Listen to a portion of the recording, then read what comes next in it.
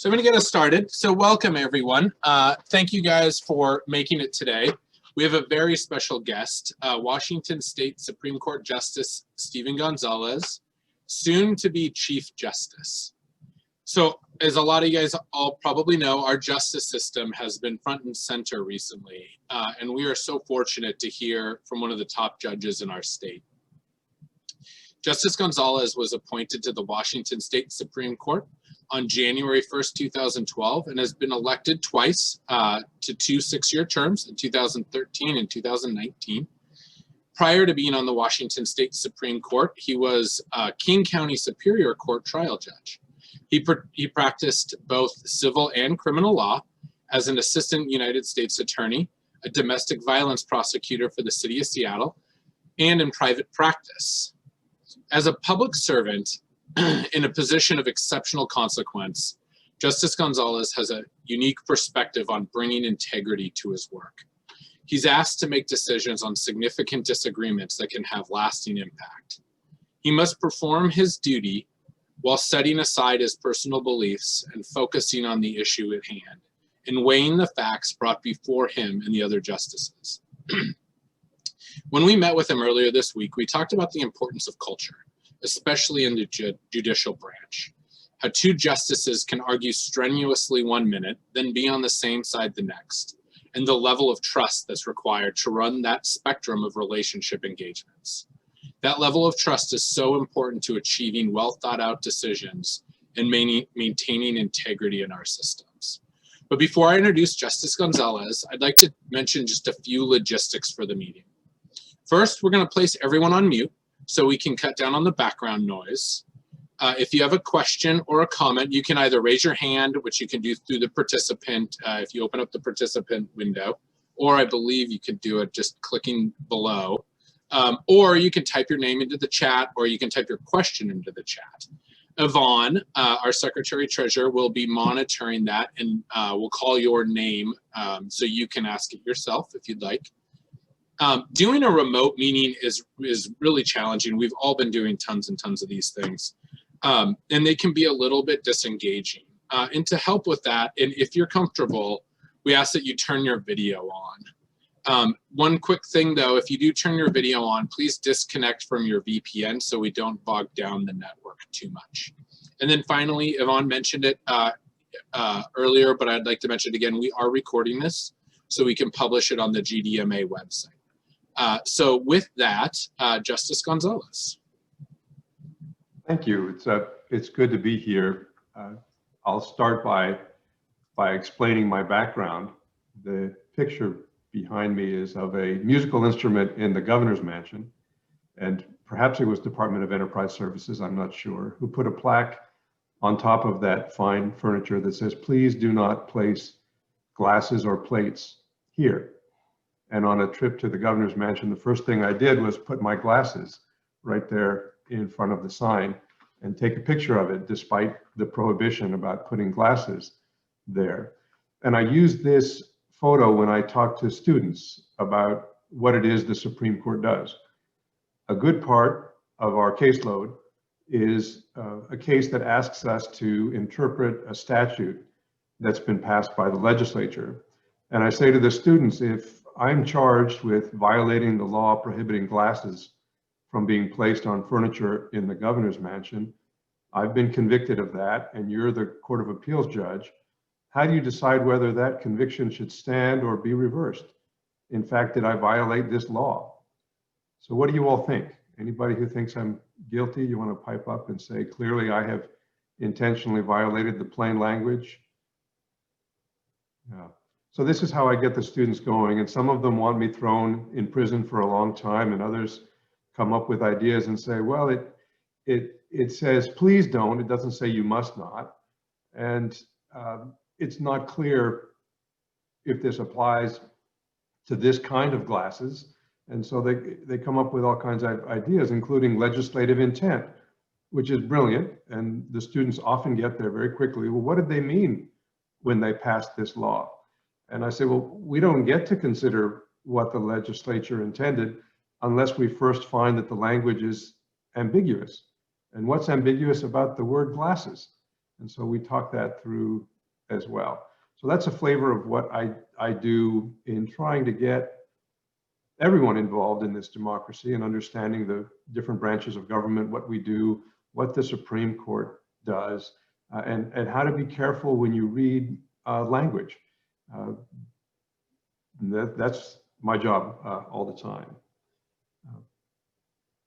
I've been a judge now for 19 years, 9 years here on the Supreme Court and 10 years in King County Superior Court before that.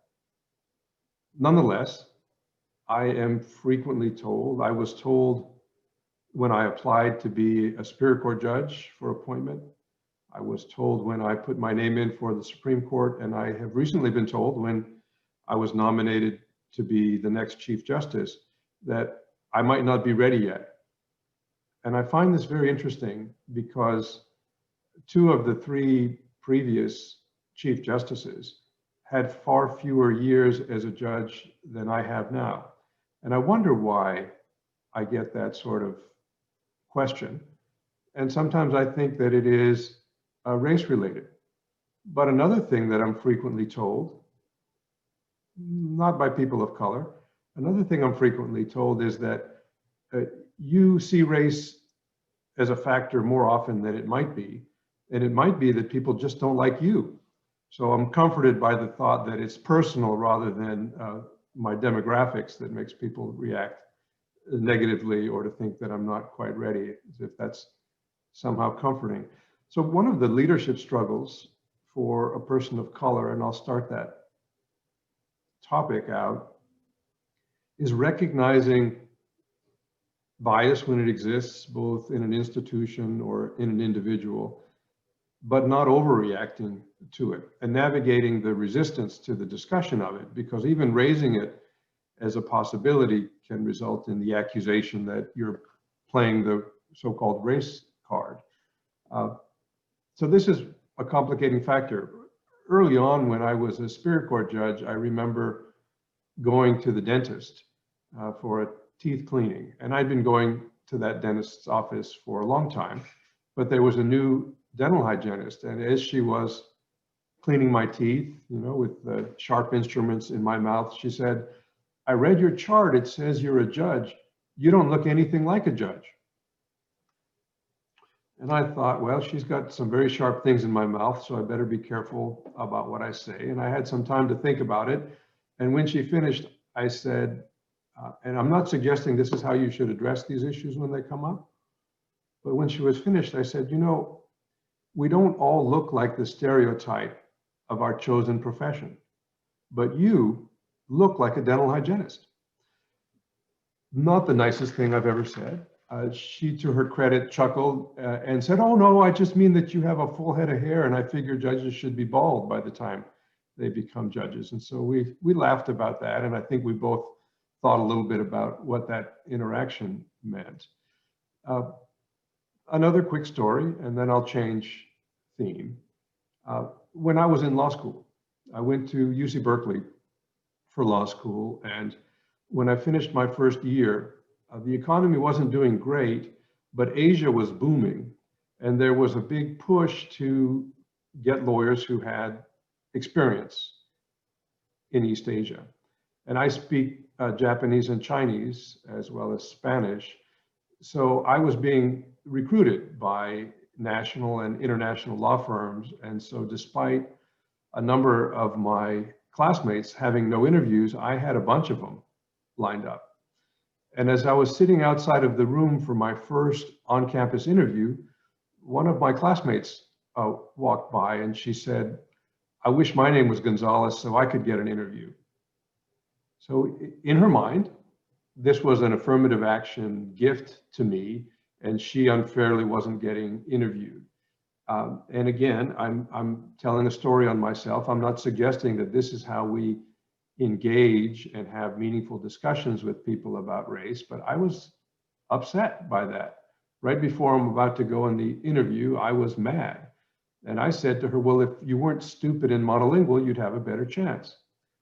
Again, these are not kind statements, but they were an honest emotional reaction to what I took to be offensive. in that situation. She really was both of those things, but that's another story.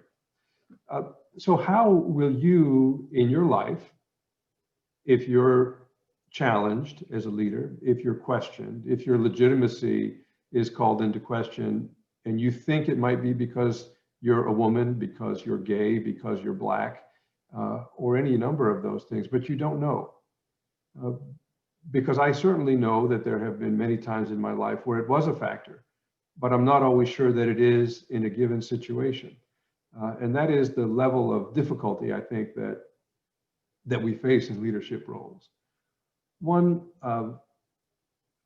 final thing I'll say about this fear that we're all feeling right now, the isolation and the difficulty of interacting virtually, is that I think COVID is a window into the life of, for example, an LGBTQ youth who lives in a hostile community and is afraid to go out. Every interaction and encounter that you have in the world, if in fact your home is even safe, is one fraught.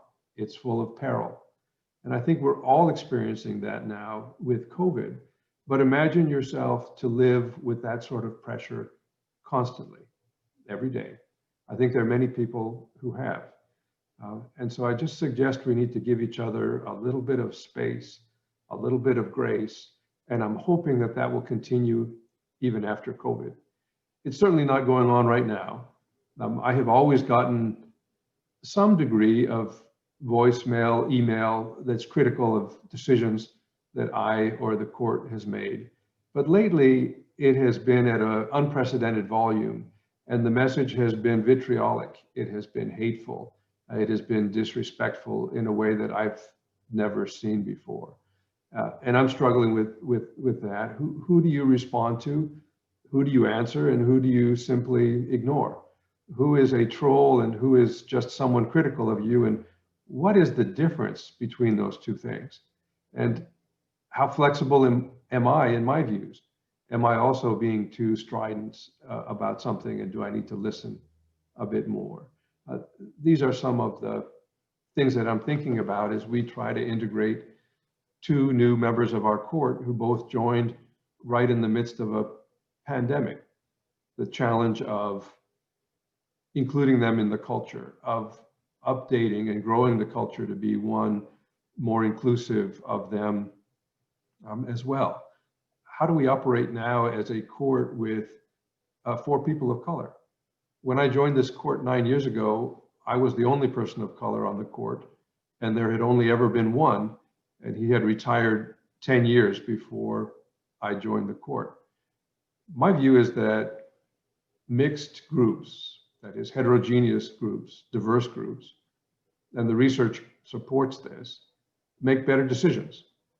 All of the studies of juries that are mixed show that they're more likely to actually read the instructions on the law from the judge. They're more likely to actually review carefully the evidence, the exhibits that have been admitted. And they're more likely to talk to each other about things before reaching a conclusion. On every objective measure, the researchers found that mixed juries are better than homogeneous juries. I think that's true in just about every setting. We're less likely to have shared, common assumptions, which perhaps need to be challenged, but aren't. But one thing I don't believe, and that is that diverse groups are more efficient.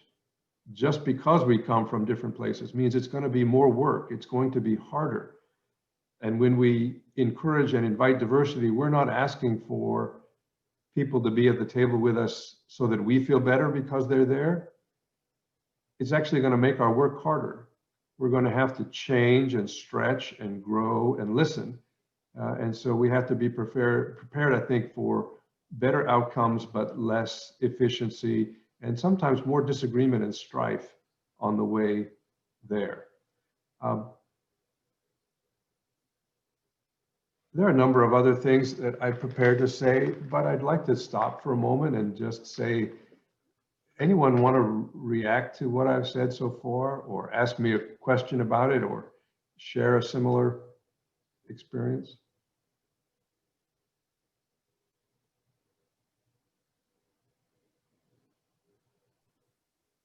Just because I was mean to the dental assistant and my classmate doesn't mean that I will be to you. So I hope to be more diplomatic, even if you say something like that to me now. I'd love to share, Justice González, if I could. Please. Hi, my name is Darrow. I'm the director for the Washington State Employee Assistance Program, and just started with the state in June of this year. And I just have chills listening to you, because I think having this kind of conversation from a male of color in particular, in front of this sea of faces that are not males of color or women of color, for me is extremely powerful. And I'm even feeling really emotional. It's sort of embarrassing to be that way in front of 78 people, but I think it's also important to sort of display that emotion and so that people can see the power of your words and this experience, just in you speaking about your own experiences and how people perceive you, and how you're never quite sure what that is. Like, is it because I'm a person of color? Is it because I've got a goatee? Is it because I'm what? But certainly the history in this country suggests that there are some interpretations that seem valid and real. And I really appreciate just speaking from that place of being a leader and having people wonder about your competence or whether you should be in that position. And as a new leader, I share that I experienced some of that. So it's just nice to hear it. I feel a bit validated. And I'm just so pleased to hear your words. So thank you for being here, and thank you organizers for bringing me here. I signed on thinking, oh, I'll just chit chat and eat some potato chips and my peanut butter and jelly sandwich, and then be on my way after a few minutes. But I'm already riveted, and I'm really anxious to hear more from you. So thank you. Well, thank you. Let me respond with three things to what you said. First, a quote that I'm really fond of is that all emotion, if sincere, is involuntary. And I think that if we react and we feel things, that's real. It's not a choice we're making, it's who we are. It's what something means to us. So I think we need to forgive each other our emotion. And when people are getting emotional, sometimes we get mad at them or think less of them. And I just think that's such a wrong way to go about it. That emotion is a symptom of something real that that person is experiencing at that moment, and we got to meet them there. Second,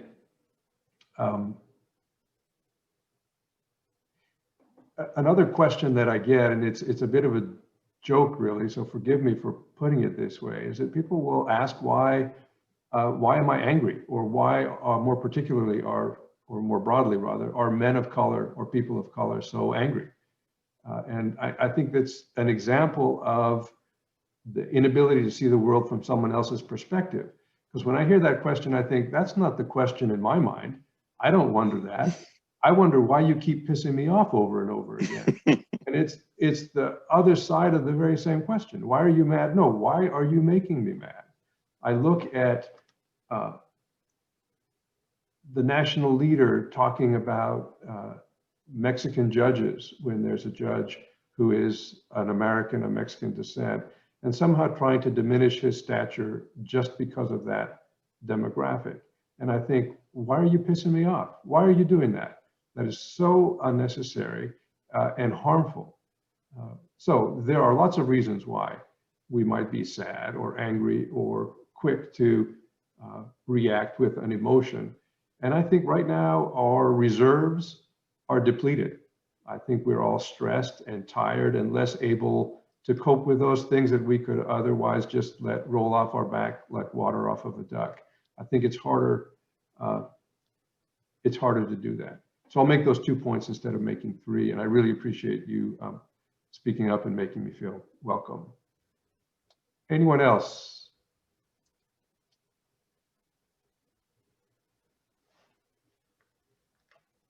Let's see, I think there are a bunch of chat. We do. We have Paul Hull has a question.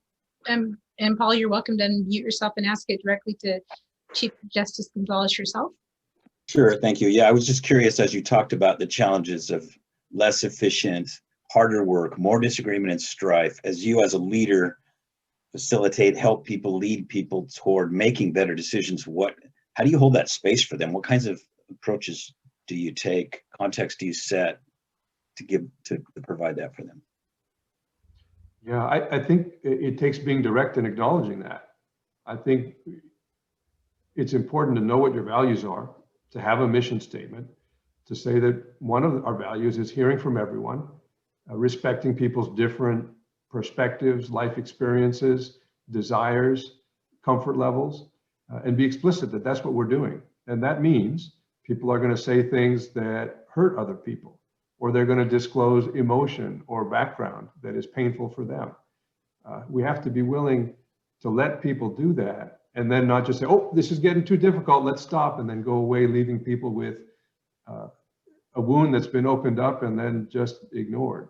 So it means we have to be ready to do that hard work with each other. Sometimes that means getting someone in to help facilitate that discussion.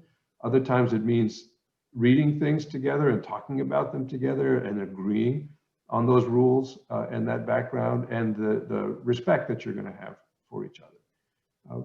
Because I would much rather, if there's somebody questioning who I am and whether I'm prepared for this role, that they say that they ask me that they say, why do you think you're ready for this and what are you going to do? What's your agenda? What are you about? Why are you doing it? Let's just have that discussion, put it on the table and talk about it. Much prefer that than often the nice civil approach to things. Because frequently there are lawyers who talk about, and they're continuing legal education seminars about civility. And I'm not so fond of that term. Sure, I think it's good to be civil to each other. But when we think of civility, often what we're talking about is just etiquette and protocol. And my view is that most structures, and etiquette and protocol are part of those structures, are designed to maintain the status quo, not to make the world a better place. So I don't care so much, and it's odd to have a judge telling you that the rules don't mean that much to me sometimes, that the substance is much more important to me than the procedure. The procedure is only there so that we can get to the substance in a meaningful way, in an orderly way, but it shouldn't itself get in the way of getting to that substance. I'm not sure if that answers your question. Thank you, that's great, yeah. And the next question we have is from Kate Smith. If you want to unmute, Kate, you can ask the question directly. So I grew up with James Dolliver and his kids, and something that I always saw throughout his life, family life and everything, was that he was well loved and well respected. Do you think that's because he practiced inclusion? Do you know anything about him? Or? So for everyone here, Justice Dolliver was a member of this court, but well before I joined the court. I didn't know Justice Dolliver, so it's hard for me to speak about why he achieved that success. It may be that I do have sharp elbows, and that some of the feedback that I'm getting, that sometimes people don't like you because of you, Steve, not because you're Mexican American. That may be true, but I don't know how I separate the fact that I've developed sharp elbows from the discrimination that I have faced in life. I certainly have. There are times when I'm in doubt about what it is. There are other times where I know damn well what's going on and have experienced it. And I remember something my mother used to say to me in various ways. She would say, for example, if everybody likes you, you have no principles. If everybody likes you, you have no spine. She was tough. Now, those were the kinds of things my mom would say to me. That is, that there are times in life where you have to pick sides and make choices. We should do it carefully. We should try to do it respectfully if we can. But sometimes it means sticking up for someone or sticking up for yourself in a way that makes other people unhappy or uncomfortable. I also know a few things about myself, having lived 57 years on this planet now. And that is that I tend to get tunnel vision. I remember when I was working at a law firm, I'd be thinking about a legal problem or how I was going to talk to a client. I'd be walking down the hallway thinking about that, and that my brow would be furrowed. And I remember doing that once, and later someone saying, "Are you mad at me? When you walked by me in the hall, you didn't even say hi and you were scowling." My response was, "I walked by you? I did not remember it." So we have to be cognizant of how we walk in this world and how people perceive that.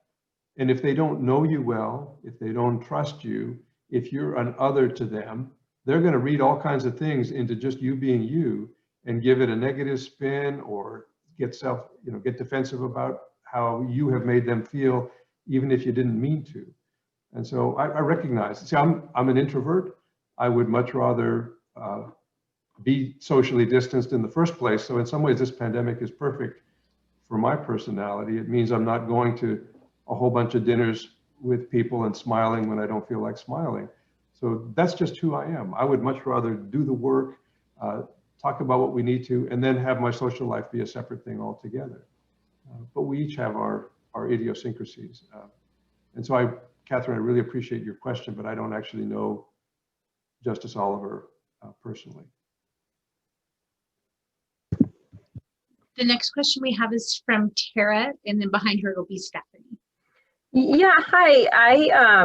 My husband is a Black Puerto Rican, and he clerked for Justice Charles Smith, the first Black Supreme Court justice in Washington, I think.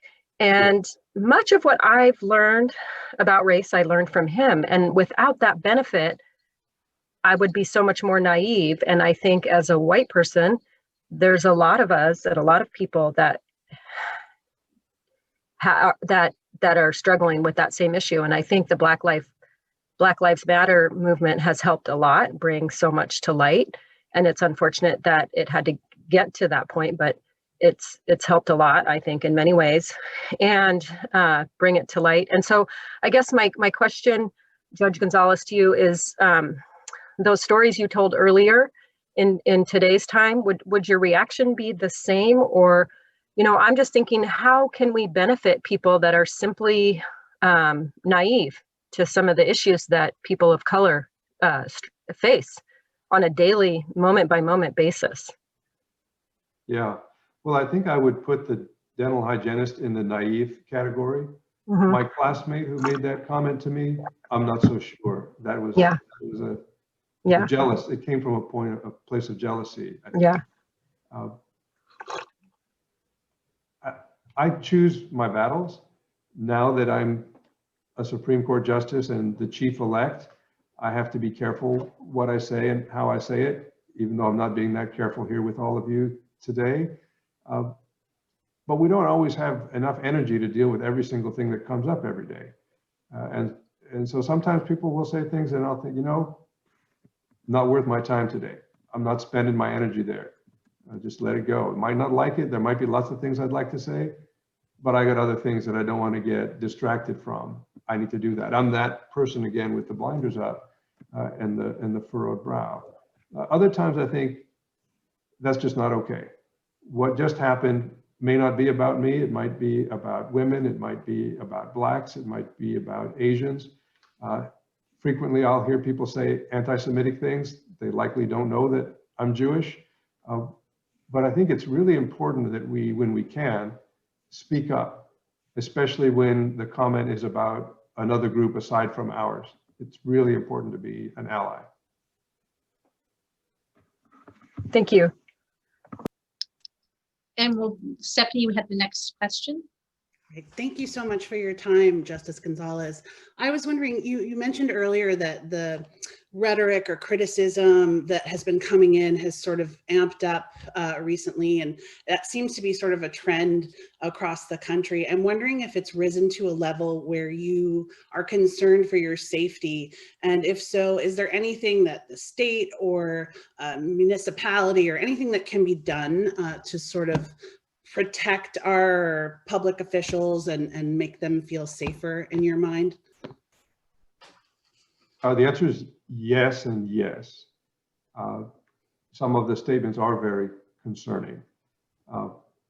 Some of them are racial attacks. Others are just invective and statements that I'm going to hell and that's where I should go given what I've done. And that the same bad thing should happen to me to the person that you released in your opinion, the victim, of that person you've released. Hateful stuff like that. It is concerning. We do have the ability to do threat assessments, and we do those for the statements that come in. There is more that could be done. We could actually fund security for the judicial branch. There's very little funding for that, and consequently very little security in many courts. We could protect information. We've seen, for example, with the assassination of a family member of a federal judge, that she has now called for some protection for the private information of federal judges. I think elected officials should be able to not have all of their private information out there.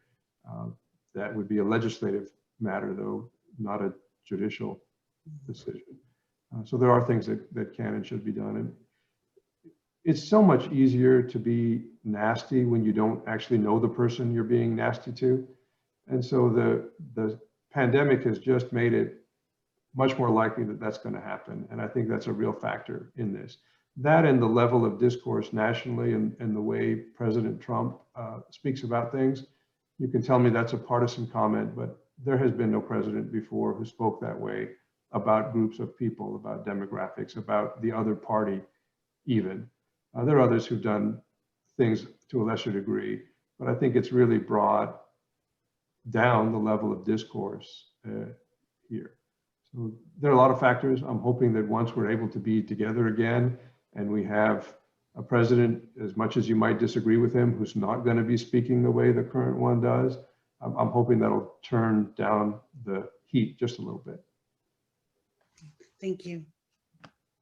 And Larry's up next.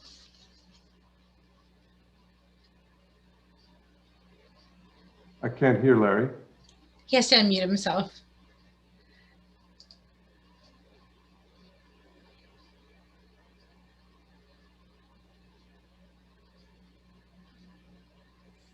You're close. Justice González? Here you go. Yep. Yes, I have a question for you. Being a veteran and having served under General Austin, the nominated Secretary of Defense, and being the first African-American male to hold that spot, I'd like to get your perspective on the damage that the previous administration has done with the lifting of transgendered in the military, as well as some of the inflammatory comments that have been made.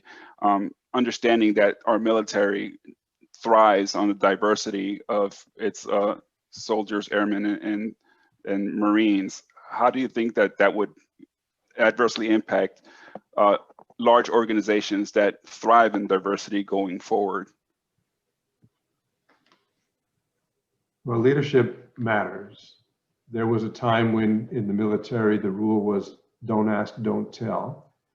I think that's also really damaging. You're asking people not to be authentic about who they are and then punishing them if they are, or if word gets out. I think we're at a place now again where we're seeing clashes based on the culture wars, as it's been called. And it's critical for leaders to step up, as I mentioned earlier in my comments, and say we have a core set of agreed values and we need to respect them and each other, and here's how we're going to do it. And if we don't have that, we're going to continue to see, we're going to continue to pay a price for it, as you've said, in lack of efficiency and lack of creativity. We're not going to be our best if we don't include everybody in the struggle. Thank you.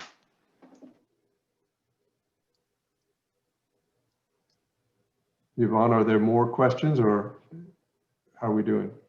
I don't see another question. I'm hoping I didn't meet anyone. It looks like I have. JR has a question. Does. Hi, thank you. J.R. Richards with Department of Licensing.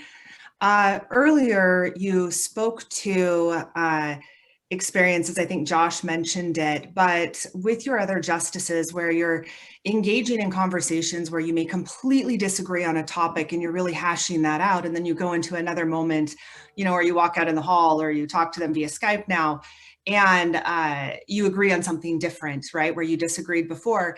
And I am curious, what lessons could we take away? Because what I see happening now in business is playing the nice card or everyone getting along. It's not serving us anymore. And we do have so much more diversity that we're bringing into our teams and intentionally seeking out. And I'll be honest, it feels really awkward and uncomfortable sometimes to engage in those conversations and say, gosh, maybe I shouldn't say this thing, or is that person mad at me? Like, are we still cool? But it sounds like it's something that that you've done and that is common in your field. So what would you share with us on how you do that and maybe get comfortable with it? I don't know. Yeah. I don't know if we ever get to the point where we're completely comfortable with it. That's part of the point. But back before COVID, the justices would meet in a room, in our conference room, the 9 of us around a table, and we would spend the whole day together because we'd either be out on the bench or we'd be back in the room deliberating on the cases we had just heard arguments for. And part of our attempt to make it more convivial is that we rotated the responsibility of providing breakfast and lunch on every day that we're together among us. So if it were my turn, I would come in early and set up breakfast for everybody and then provide lunch for everyone as well. And just the fact that nobody else had to worry about food, we didn't have to rush off somewhere else, and we were able to take a break from the difficult work and sit around the table and eat together. Breaking bread together really does matter. I think it really did help. What did you make for us today? What's the recipe? Or where did you get it? Or this is good? Or feedback like that in that discussion about what you like to eat and why. Who has lactose intolerance? So I make sure that I have provided food that they're okay with. Who has a nut allergy? It makes us think about each other and care about each other and spend time with each other. So that's one thing that we did. We would also regularly try to do something together socially. After the end of the term, we'd all go out and have dinner together. So those are some of the things that we try to do. We do Halloween every year, where each chambers picks a theme, and we have a friendly costume competition. I'll show you what we did last year. We did Dia de los Muertos, Day of the Dead. This is my chambers dressed up. That's me right there, suffering from, it looks like a bad case of scoliosis. But you know, we had fun together, and so we won this year. We got first place in the competition. But there are a number of things that you can do to spend time together in addition to the hard work. It takes some discipline and maturity to have a really tough disagreement, take a 5-minute break, and then move on to a new topic where you actually are aligned with somebody you were just battling with. But that's what we have to do. Thank you. Yeah, I hear that really making some personal connections, it sounds like, makes a big difference, and then just getting really comfortable with being uncomfortable. It's just awkward sometimes. Thank you. I would love to really quickly just speak to Justice González, to your comments about how hard this is during COVID and how closely all this is tied together. So when we're speaking about, we're all in our basement behaviors, everyone will know that who's done Clifton work, right? We're all working in our basement behaviors. And I think I'm personally feeling really moved by this conversation in the same way, whereas before we've made a lot of excuses for, well, we're in our basement. And I'm taking a new thought process through this conversation. So I want to thank everyone for it.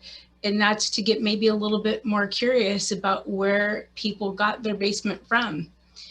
So all those basement places come from experience that help build the character where people stand today. And I find myself making excuses or moving past them instead of asking more about, let's learn a little bit more about that. So thank you for that perspective, and thank you for this conversation today. You're welcome. So we've recently passed a new rule, General Rule 37, that has to do with what are called peremptory challenges, and that's the ability of a lawyer to remove a juror without having to state a reason for doing it. And all of the studies show that we are discriminating against jurors and removing jurors of color disproportionately. And this new rule was designed to reduce the ability to eliminate jurors of color without any reason. And part of the discussion was really interesting because one of the things that happens frequently in court is that counsel will spend more time asking the people of color questions than the others, looking for reasons that they can use to eliminate them. One of the things that frequently happens is people of color will be asked, have you ever had a negative experience with law enforcement? And if you say yes, then you're going to get removed. Well, is that really going to result in a fairer jury? I mean, I was a city prosecutor and a federal prosecutor. I worked with law enforcement. I believe in the rule of law if it's done ethically. But I've had a lot of negative experiences with law enforcement. Coming up as a man of color in Southern California, I would get stopped walking. I would get stopped on my bicycle. And when I was old enough to drive, I'd get stopped driving. Not because I was doing anything illegal, but because I was being. So if I answer honestly, that means I'm not a qualified juror. It doesn't mean I can't listen to the testimony of law enforcement with an open mind about what they're saying. But to honestly answer the question, I'm not going to sit on that jury. So that's some of what the rule is designed to address, and it's designed to address our different experiences, because we make the mistake of confusing the norm for the neutral. And the norm is a white person who hasn't been pulled over by the police and doesn't have a negative experience. That's the norm, even though there are exceptions from it. And we assume that that is what it takes to be neutral. One of the questions I also would get asked on the campaign trail is, if a Latino comes before you, how are you going to be fair and impartial? Interesting question. Do you ask white judicial candidates how they're able to be fair and impartial when white people are in front of them? No. So we're mistaking that norm to be the neutral, to be the aspirational goal. I should try to be that white person so I can be fair. It would do violence to who I am, and it's not really what fairness is.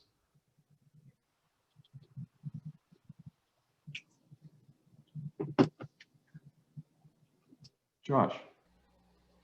Yeah, so you had talked a little bit about bringing on 2 new justices. And one of the things, I mentioned this in kind of my opening remarks, one of the things that you talked about when we met first earlier this week was the building this heightened level of trust. And that, you know, previous to bringing these 2 justices on,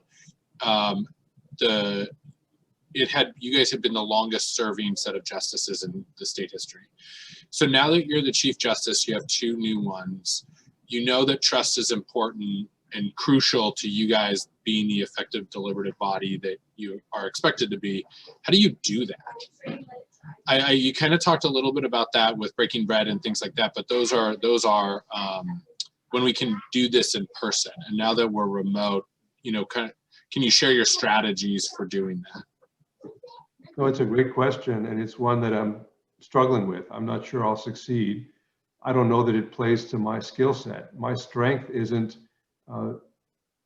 planning social activities and being aware of other people. I am a little bit of a recluse, and it's work for me to just pick up the phone and say, how are you doing? How is the family? That's not my natural response. My natural response is much more Scandinavian and austere.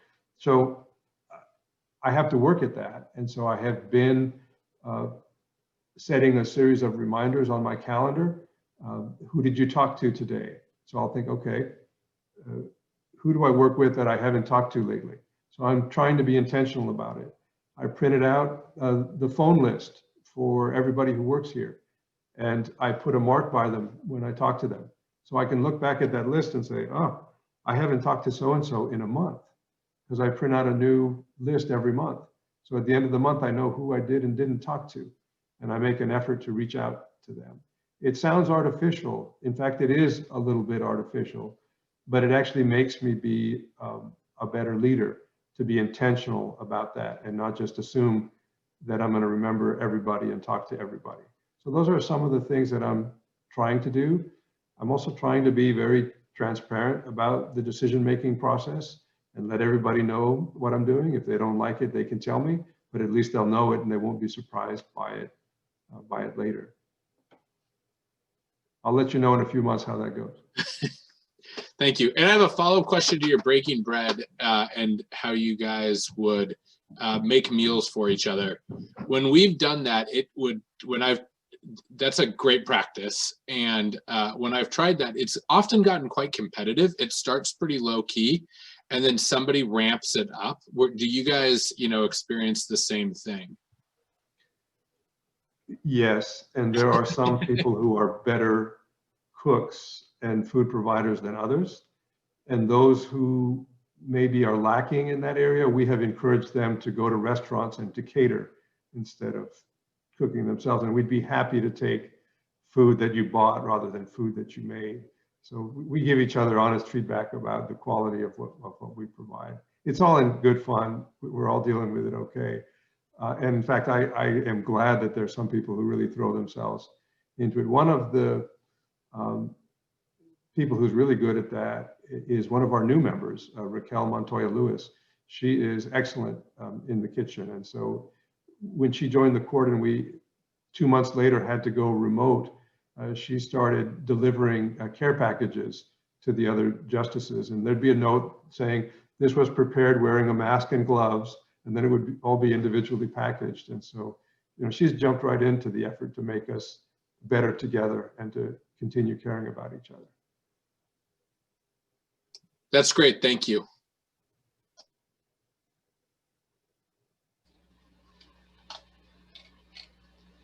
So one of the things that you've probably seen in meetings now are land acknowledgements. How many of you routinely do that at meetings? See some hands going up. I think it's an interesting phenomenon. If we're going to do it and not just have it be a platitude or just one of those things you've checked off, I think we really have to stop and think about it. And maybe that's the purpose of it, because the tribes are often an afterthought, if a thought at all, and this makes us actually think about it. And so one of the things that I've been doing is just a little bit of history and research.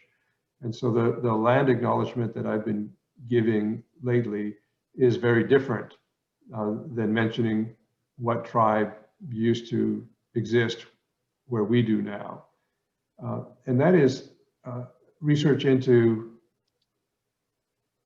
the namesakes for places and locations. And one of them is Samuel Thurston, and Thurston County, where Olympia is, our capital county, was a problematic figure. And so my land acknowledgement sometimes has simply been talking about Sam Thurston. He was the territorial representative to Congress for the Oregon Territory. And of course, Washington State, where we are, was part of the Oregon Territory. So he was our regional representative. And in 1850 or 51, he wrote to Congress urging that they approve the prohibition of free blacks from coming to the Oregon Territory. This action had already been taken by the territorial legislature, and he wanted it recognized by Congress, and argued that this was necessary for white survival because the blacks know the ways of white people and will intermarry with what he called savages and create a savage breed that will be inimical to whites. That passed, and in fact, you could be brought in if you were enslaved, but you couldn't come here if you were free, based on Samuel Thurston's successful campaign. I'm not so sure we should celebrate that name and that legacy. And maybe we need to change the name of Thurston County and think about what a more appropriate name would be. So that's my land acknowledgement today, is that history, and to question whether maybe we need to look at the history more closely everywhere that we are.